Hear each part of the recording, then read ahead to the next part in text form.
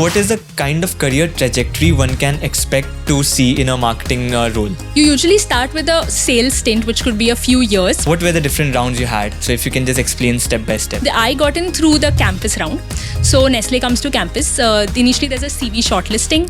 If you are shortlisted, there is a psychometric test. Post that, there is a GD and then an interview. So in marketing, there is something called as ad analysis, where you follow a certain framework to analyze an ad which is already available. Can you just pick up one ad where you can use this kind of an analysis? The ad portrays about how a lot of family members are using different forms of sweets, from chocolates to mithai, and that's how they were brushing their teeth with that. So if we look at the business objective, it does not seem to be a penetration ad. It was more of frequency. What makes a CV get shortlisted for marketing firms?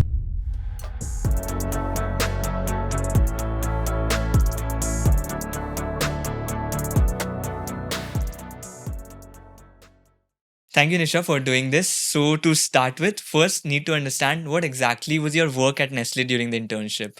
So I was associated with a particular brand of Nestle, and we had to launch an activation campaign, which is like an ad campaign essentially. So I had to understand the brand values and try to integrate that into the target market to understand. So we had to understand the target market where according to the brand, the match would be made, and accordingly then develop a proposition which we would air in our ad campaign. Okay, so developing kind of a brand messaging and also probably creating an ad with the same Right. message. Got it. So Nestle में फिर से आएंगे, like there are a lot of things I want to discuss about marketing, internship and everything. But before that, let's start with the basic. Key selection process when it started during the campus rounds. What were the different rounds you had? So if you can just explain step by step. Right. So to get into Nestle as a marketing, sales and marketing, or any other intern, there are two ways. One is through the Genesis CaseCom, which happens before you enter a B school. So, before you enter a B school itself, you have an offer, a PPI in hand. I got in through the campus round. So Nestle comes to campus. Initially, there's a CV shortlisting. If you are shortlisted, there is a psychometric test. Post that, there is a GD and then an interview. And once you clear all of these rounds, if you were offered an offer. Okay, so what were the questions? Do you remember the questions that you had asked during the interview? Right. So we could divide this into two phases. The way I look at it is the technical questions, which are on marketing, and HR questions. My interview was a little HR heavy. So to start with marketing, it was you have to know about the brands available at Nestle, the offerings, what are the target market, how could you improve any of these brands in terms of ads, what have you observed in the ads. And from the HR perspective, it was how my story aligned with Nestle's mission and values, and what I expected out of this internship. Why marketing? A lot of, I think you have to connect a lot about your CV, your story, your interest, and the company's mission and values to form a story in order to secure an offer. Understood. So HR questions, definitely it gets a bit personal as well. It depends on your personal story. But for the marketing questions, especially the ad one that you were saying, can you give us an idea like what kind of questions can be asked around these ads and everything? So in marketing, there is something called as ad analysis, where you follow a certain framework to analyze an ad which is already available. So there are three major steps. This was the one taught to us by our college. It's also available by Craft on YouTube. So the first one is the business objective. So there could be three objectives primarily. One is to increase the penetration of the brand. This penetration can be divided into brand penetration, wherein you're trying to make users switch from another brand, or category penetration, where users have never used this category or trying to get in new users. The other business objective could be increasing the frequency, and the last objective is to increase the average weight of consumption. After you get the business objective, then you have to identify who's your communication audience, who would be the ones you are targeting through this ad campaign. And lastly is the challenge. The challenge you face is essentially how your ad campaign changes the existing behavior to a desired behavior. Understood. So if I can just summarize a few things. First, you have to understand the business objective, and objectives can be different. It can either be you want to penetrate your brand itself. Otherwise, there might be another objective where the category is not well known and you want to establish the category itself. So it's a new category maybe. And maybe when ride hailing cabs started, Uber came to India, maybe that was category penetration that they wanted to do. Now Ola might have done brand penetration because it was already established. Uber was already established as one of the brands. After that, the third objective you mentioned was increasing the frequency maybe of purchase, and another was weight of consumption.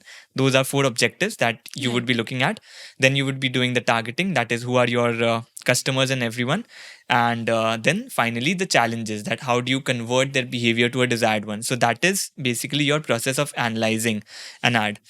Can we do a live demonstration so that people understand? Because obviously this is a great framework to follow, but still it is not clear unless we do a live demonstration. Understood. Sure. Okay, can you just pick up one ad that where you can use this kind of an analysis? Okay, so there was an ad campaign aired a few years ago called P.O. Bisleri, which was by Bisleri, of course.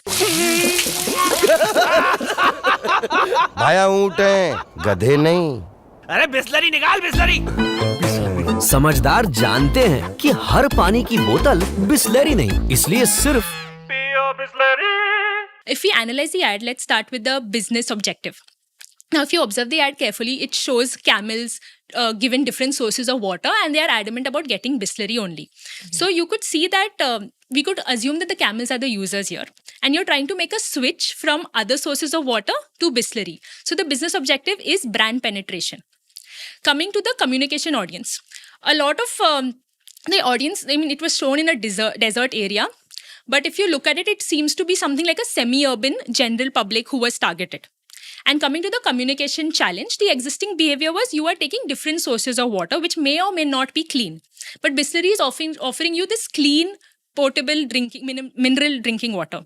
So the challenge, the way they put it was, Samajhdar Bisleri chunte hai. So how, if you're smart enough, you actually care about having clean and hygienic water, you would choose Bisleri.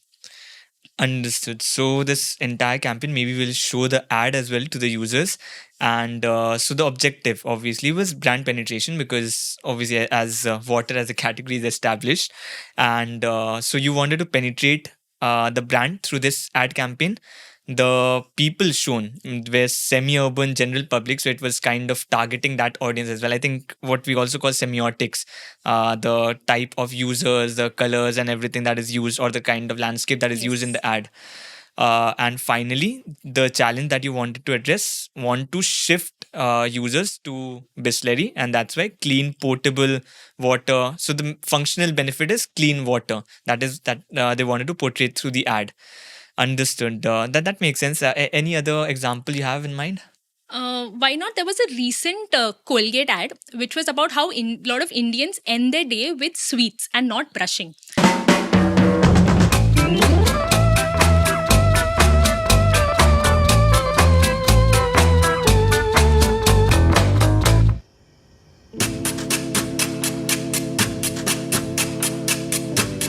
So the ad portrays about how a lot of family members are using different forms of sweets, from chocolates to mithai, and that's how they were brushing their teeth with that.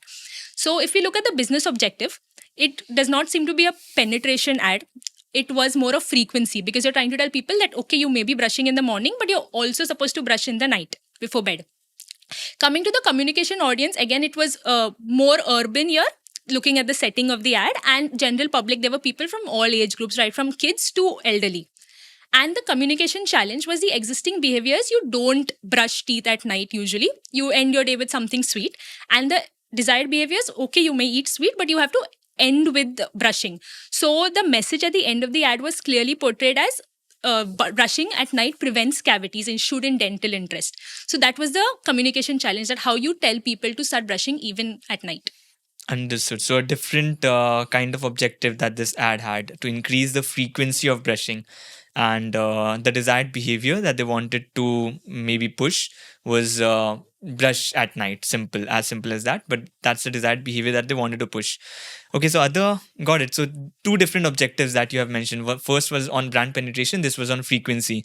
And I think category penetration, maybe the ad that you have, that mutual fund sahi hai, that's probably a category penetration, right? Because there's no specific mutual fund is being pushed, but the entire category is being pushed to the user.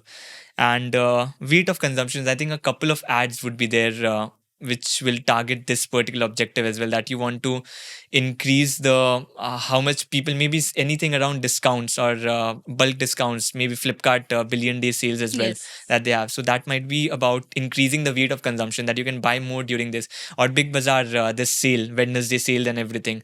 I think that message can also be about increasing the weight of consumption on a particular day.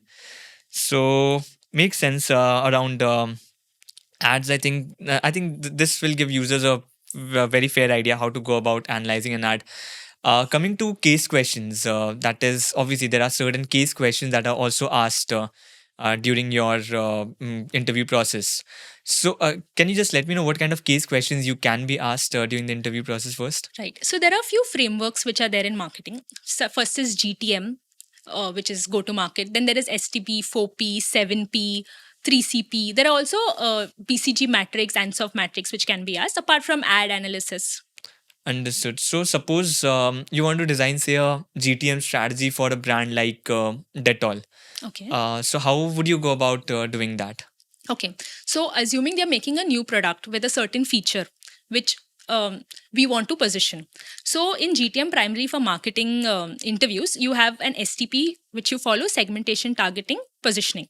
So in segmentation, we will divide our population based on demographics, psychographics, and behavioral into different types. It could be tier-wise cities, age, or certain behaviors, income, whatever Dettol is trying to target. Okay, you pick any product as well within Dettol, maybe a new product or an existing product within this Dettol as a brand, so that it becomes clear, like, what is our segmentation, who are we targeting, and what will be the positioning. Okay. So assuming Dettol is creating something for, say, new mothers. Okay. So when they do this segmentation, you will have different tier-wise cities, age group of mothers, which are there primarily, right? Then based on these segments created, you'll see which one you should target as per your product. So probably you're trying to talk about hygiene. So your targeting here will be tier 1 and somewhat tier 2 cities, mothers who have newborn kids.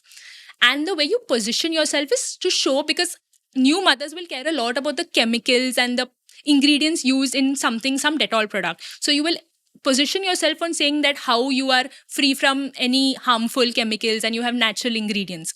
And coming to the, after you do the STP, you have to put yourself out there in the form of the 4P thing. So firstly is the product. So in the product, it would be the packaging, what kind of coloring would be there in the package, the SKUs, the flavors. Maybe you can have some natural flavors in it, which would be useful for the child. Then coming to the price. Price would be, there are different ways of doing pricing. So one of it is doing competitor pricing with matching with existing, or Right. skimming, whatever. Then is the place, where will you sell it? Now, if you look at new mothers, probably they would be buying more on quick commerce and e-commerce. So you'll stock up more there. And then is the promotion. So which channels you feel they would be using to see these ads. So probably Instagram or Facebook, wherever you feel this target market would be able to get access of your ad. Okay, got it. So first you did the STP, you divided your audience, you established what is going to be the positioning for your target audience. And then on the basis of that, then you develop your 4Ps as well. What should be the product characteristics? Where should you sell it? Promotion aspects as well, like how you should go about promoting the product. And obviously, I think what I missed, promotion, product, place, promotion, place, Price. and price, you said. Competitor pricing and maybe value-based pricing, or there are different ways of doing that. Cost plus pricing as well, in case someone just wants to do that. Understood. So now from the interviews, coming back one step back, and that is GDs, where you have your group discussion. So what kind of cases or questions are asked during the group discussion round? So I could divide this into two parts. One is some new product or an old product launched into a new geography or a new SKU. And the other one is an existing product facing some sort of problem with terms of revenue. Okay, so it will be a problem statement like Yes. that. Understood. And how does that process happen then during a group discussion? So usually we study frameworks, right? So these are the frameworks you should keep in mind when you're solving group discussions, and have an idea what part of the framework is being discussed at this part, and how can you pivot and go, when the next part should be now started.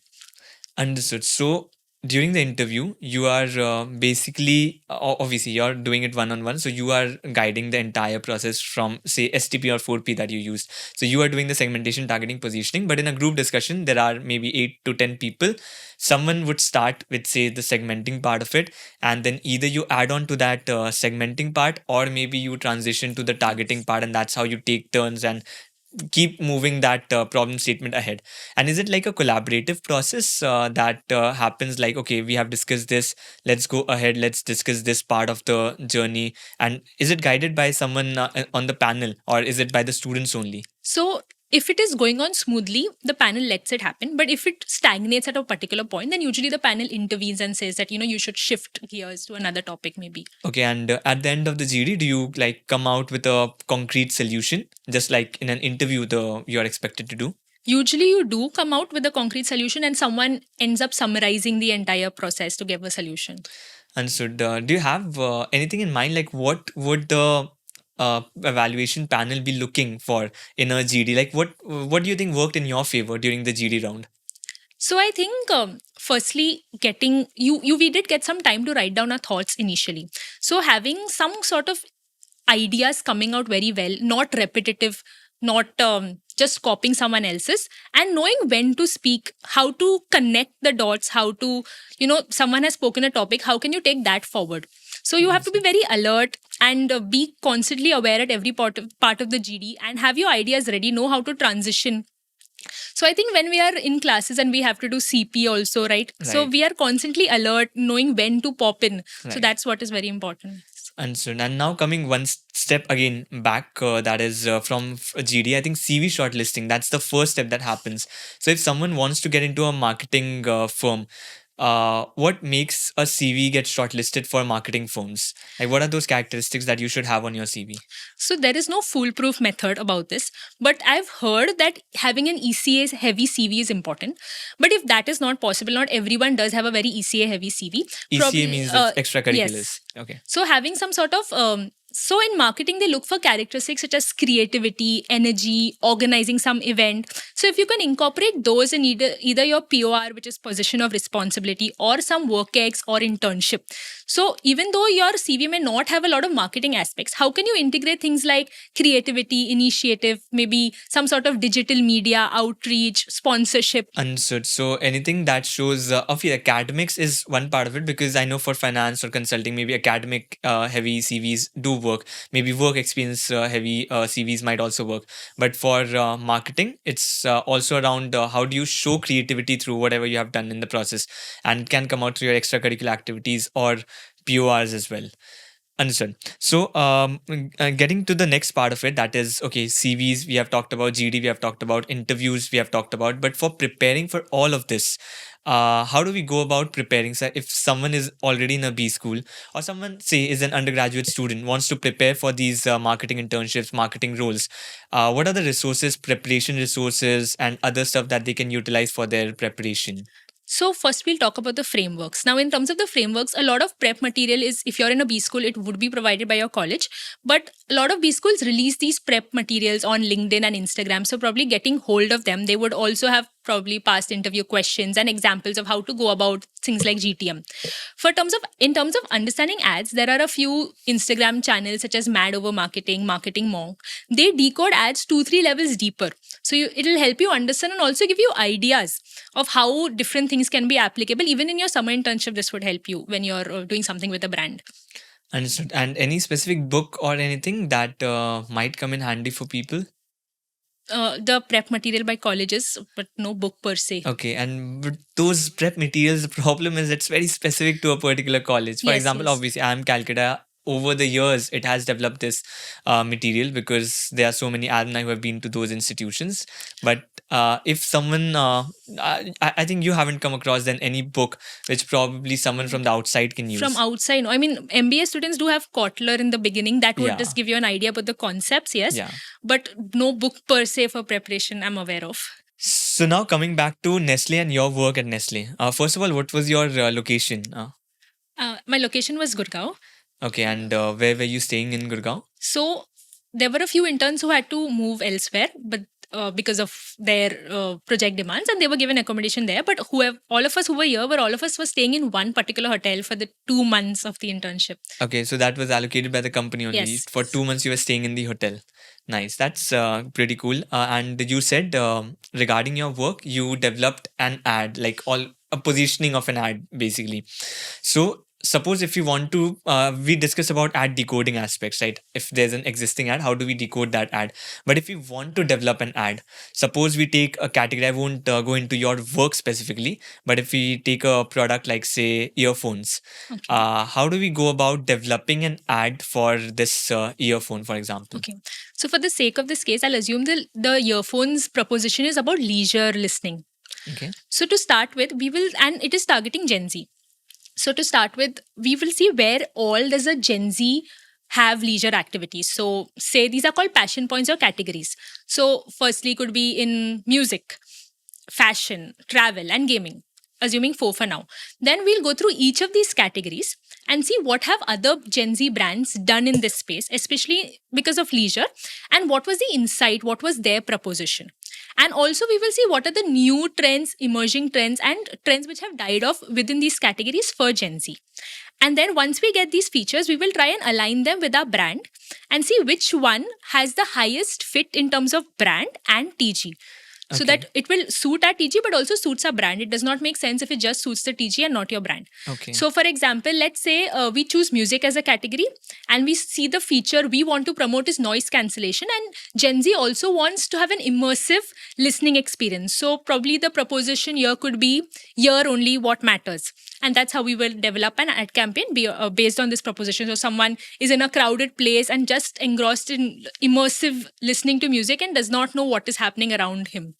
Okay, so that's basically to pass the functional benefit of noise cancellation, and the proposition you are saying or the messaging you are saying is hear only what matters. And when you say that there can be other brands as well, what other brands are doing for the Gen Zs and within these passion points? So it can be like any brand, not necessarily an earphone brand, but it can be any brand which is catering to the same target group. Yes. So it could be, say, if you're doing travel, maybe it could be something like a Mokobara. There was a Mokobara and Indigo Right. collab. So something like that. Okay, so first we understand that what are the passion points, what are the different categories we can deep dive into, then understand that, okay, within those passion points, how does that target group and the vision of our brand or the messaging of our brand aligns? And then on the basis of that, we develop a message. For example, in this case, here only what matters is our message. And around that message, now we develop an ad campaign or develop a complete ad around to push this message. Yes. Okay, and during the internship, obviously, consumer insights is a very strong aspect of any marketing role, any marketing work that you're doing. So, any consumer insights or consumer surveys you did and field work you had during the internship? So I did have a few consumer immersions or focus group discussions which I had to attend. I think those were very eye-opening moments for me because you think of a brand and or a particular topic in a certain way, and when you listen to the other side speaking, you don't realize that okay, this is also another way people are, and there are so many people who face this particular pain point, or you get some new insights. So I think consumer immersions were a very important part of my internship. You just understand who your target consumer is because at the end of the day, you're designing for them. And in terms of fieldwork, we did have two visits. One was to an R&D center where we were seeing how a particular product was researched and developed and everything. And also a factory where we saw the entire end-to-end process of some other products, the hygiene, the control. It was very interesting because you're just seeing the marketing side of things, but you actually go and you see the supply chain. Okay, so consumer insights, you have real consumers who you listen to and maybe ask them questions and get insights from them. Right. Understood. And regarding this, obviously, this is something which would be very new, right? You cannot do this in a classroom setting. Maybe in IIM Calcutta, you cannot be doing a lot of consumer insights. So, since all of these things were new as well, what was the mentorship and how was the interaction with the senior leaders at Nestle? So we were also fortunate to meet the CEO who's now retired at Nestle, and I think it was a very very humbling experience when you hear from someone who actually came in and saved them from the Maggie crisis back then. So that was a very humbling experience. Apart from that, from the senior leadership, I think two important aspects came out. Is when we were interning, we were thinking from how well the ad would look, very glamorous marketing aspect, but they were looking at all the aspect, the finances, the supply chain, which you have to have this all-round holistic way of thinking. And another thing is they also thought very long term. They did not think that, okay, this is just, it ends at the end of 2 months and this is what you want to project, say, for next year. They think in long term that this is how the brand will grow, will develop. So long term thinking is another important insight. Okay, and what were the primary skills that you utilized during the internship? Got it. So I will tell more about what skills I feel are required also for an internship. So firstly is creativity, because marketing is pretty unstructured. So you have to bring in that out of box thinking, that creativity, something which no one ever has thought before. Secondly is, again, putting things into perspective. It is very unstructured. You have to find a method out of the madness. There is so much of data and noise everywhere. So how do you know which is your current step? What do you need next? And how do you go from what is the bridge between the first and the last step? And most importantly, I think it's the energy and enthusiasm you bring in every interaction. While you do have energy, but it should be very visible in every interaction with colleagues, with internal and external stakeholders. I think that is something which is observed also. Understood. And suppose someone joins a marketing firm, not necessarily Nestle, but any marketing, sales and marketing firm, any FMCG firm specifically. So what is the kind of career trajectory one can expect to see in a marketing role? So if someone is offered a role in post MBA, you usually start with a sales stint, which could be a few years, where you go to different geographies and align with different products, and you see sales happening at a very ground level. Post that, if you want to continue in sales, you can, or you get back to marketing and you grow up ladders moving across brands and things like brand manager, senior brand manager, marketing head. These are the positions.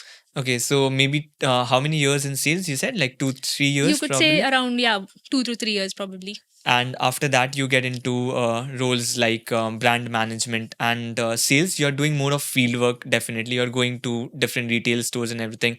Post that, once you become a brand manager or someone in the marketing team, then you start developing this brand positioning, looking after a specific brand, developing the ad campaigns and everything, right? Yeah, but you also are in touch with a lot of other things like the sales team. There's a lot of things which go into that, but you're primarily working in the office, working on the brand per se. Okay, so this is one aspect of sales and marketing role. If there might be other roles as well, right? If someone joins a marketing firm, there might be very different kind of roles. So can you just elaborate on that?